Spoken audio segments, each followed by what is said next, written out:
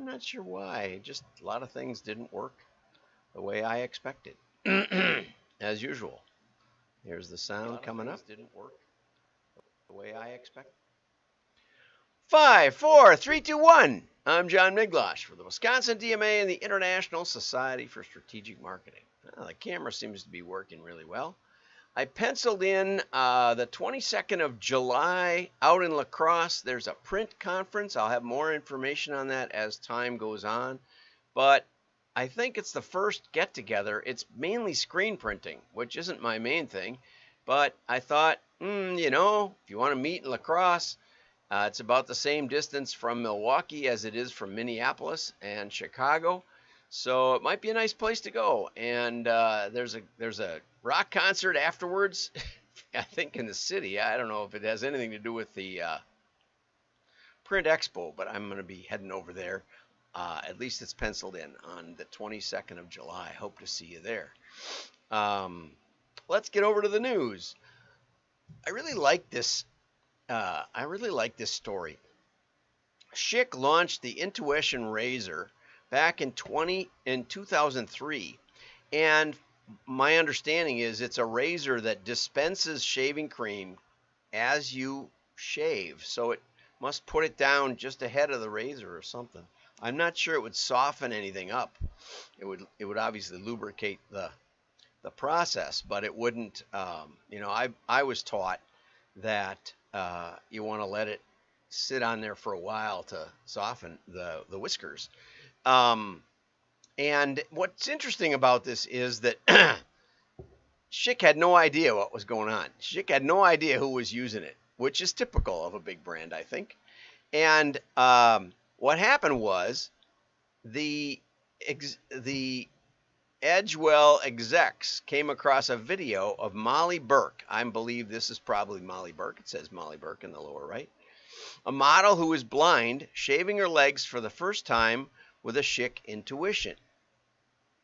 Don't know how they came across that. Don't know why Molly built it. But anyway, she did a video, and many visually impaired women, she'd been using leg wax, but it's very costly apparently.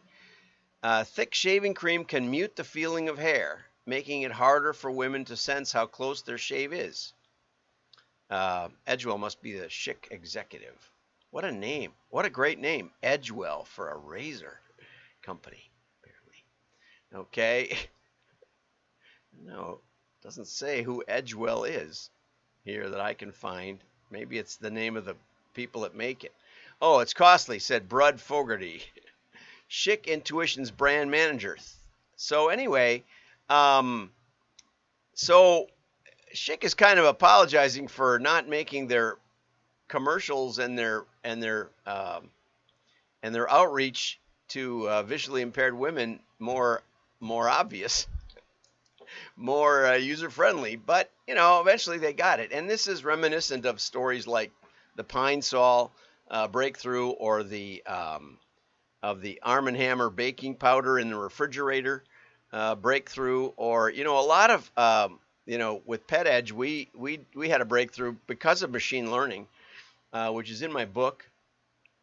Oh, which reminds me, stay with me here, WDMA, we have a pop-up, and you can get a free sample of my book. All you have to do is just go to WDMA.org, and the little pop-up comes up that the style consultant did. I think all you have to do is put in your email. I don't know. Don't have to do much. And you'll get a sample of the first few chapters, which maybe are the best. I talked to a book publisher once, and he said it's a very, very prominent book publisher, one of the top guys in the country, if not the world, Mike Hyatt. And he said, yeah, sometimes we want the book to fill out the signatures, to fill out the press or to have a certain thickness. So he said, don't be surprised if you're 2/3 through the book and it seems to be losing some of its punch. Anyway, this is the first 4 chapters, and so I think you'll enjoy it over there but it doesn't have the part about Pet Edge and how we changed the name of the company and we grew it dramatically in just a couple of years by finding an unseen market.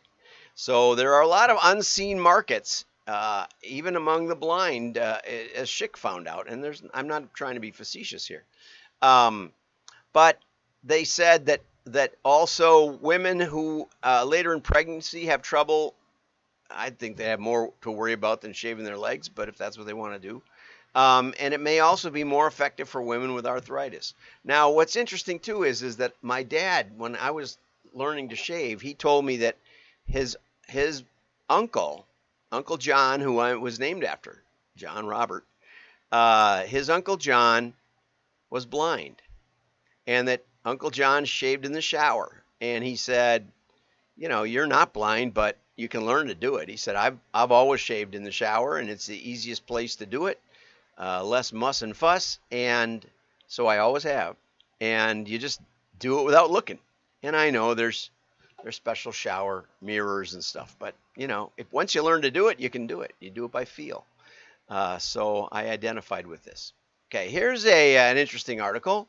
Denim is back and very popular, but the loose styles are coming back. In fact, it says the Gen Zs are making fun of millennials for wearing skinny jeans. I don't think skinny jeans look that great, but they sure are hard to put on. I tried on a pair and it was like, I would never wear these. I can barely get up in the morning. I don't need something to make my life more miserable.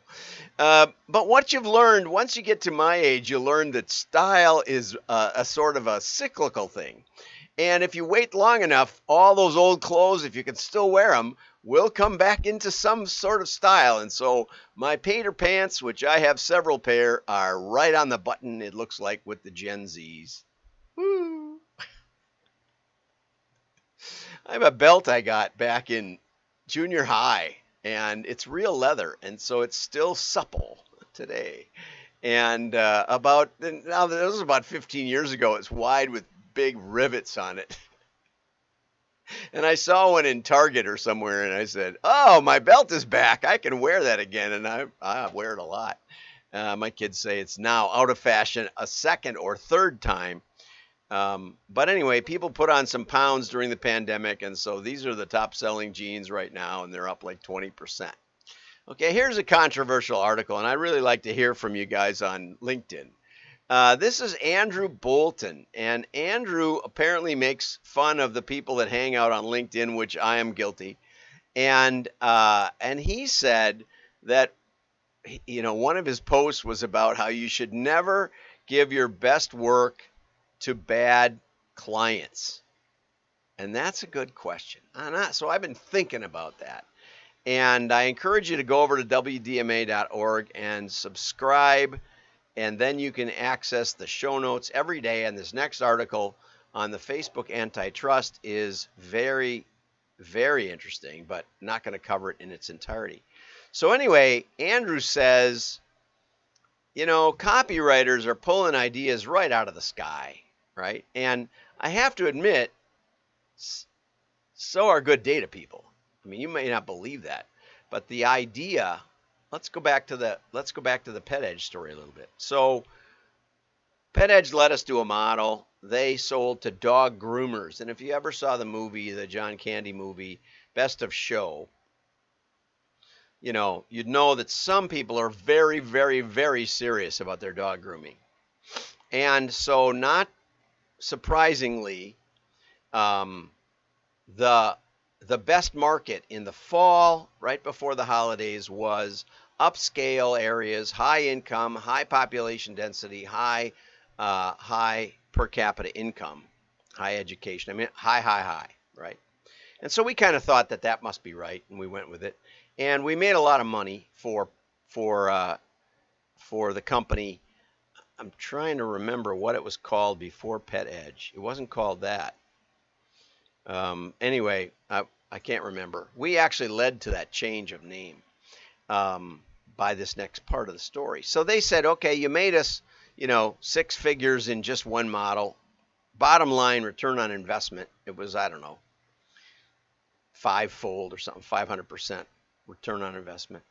Anyway, so then we did one in the spring. And in the spring, the best sales areas, the best neighborhoods were low income, low education, low population density, low dwelling value, all that. Low, low, low, low. And this is a business to business company. And I thought, well, that doesn't make any sense. That doesn't make any sense. And so before I called the client, I had the computer guys check the computer. And I said, maybe there's something broken because I've never seen anything flip like this. And they couldn't find anything. And so I called my friend Johnny out in the country. And I said, Johnny, do you ever get your dog groomed? So he had a couple of dogs, hunting dogs, And he said, no. And he said, what do you mean groomed? I said, well, doggy haircut. Oh, yeah, sure. Well, that was odd right off the bat. I said, well, why do you do it? He said, well, the weather's getting warmer, dog's full of burrs. The dog seems to like it. I said, do you care how the dog looks at the end? No. I said, where do you get it done? Oh, the vet, the boarding kennel, the pet store has somebody has a special usually every year. Well, it turned out that we had found a market, and their sales per month was about the same all the way around the year. So it wasn't obvious that there was a completely different buying group. But we had found a market that was probably 20 times bigger than the professional dog groomers, the stylists, the hair stylists for dogs. And so we changed the company, and it was a company, I think it was called New England Serum before that, or something like that. Anyway, it didn't have any connection to dog grooming that I could remember. And, but it had evolved different things over the years. So we flew out and told them the story, and they said, that makes some sense. And I said, you might want to have packages, for, just a couple of gallons of shampoo and some inexpensive clippers. And what we did was we built special variables to identify the stylists. So they had like $300, one pair of scissors, $300 kind of stuff. Really, really top of the line for the real professional.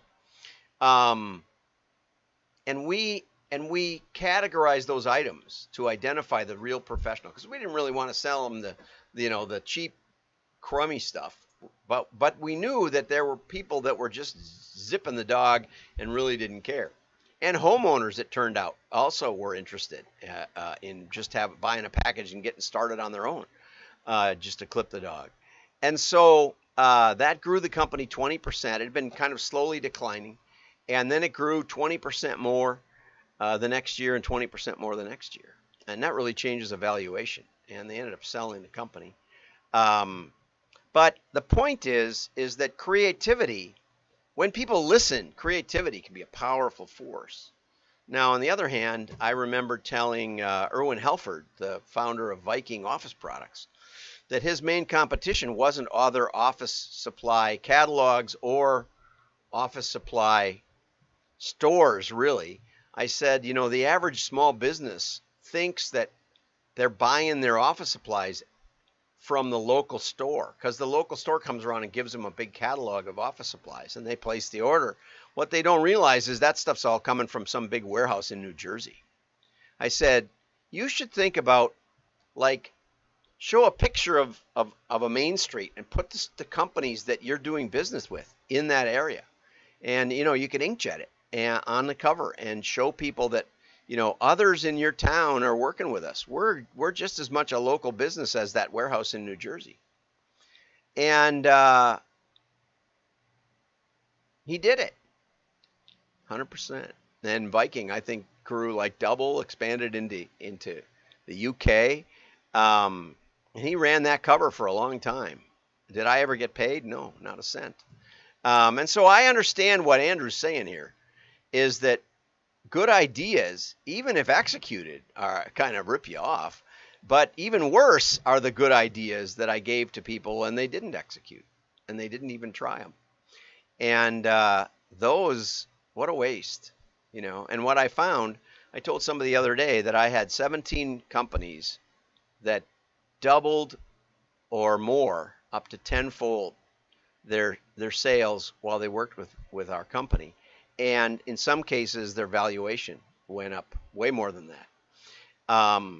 And so, I think Andrew's onto something, that you want to work with companies that value what you have to say. And I have a couple of companies right now that I'm working with, and I'm really, really having a lot of fun. And we're doing some great work, partly because I value their opinions and they value mine. And if you're a consultant or a copywriter or even a creative database guy, you might want to find a client that appreciates your work. I'm siding with Andrew here on this one. And if you disagree, share it in the comments. We're really looking for comments. Have a great day. Like and share. Your friends will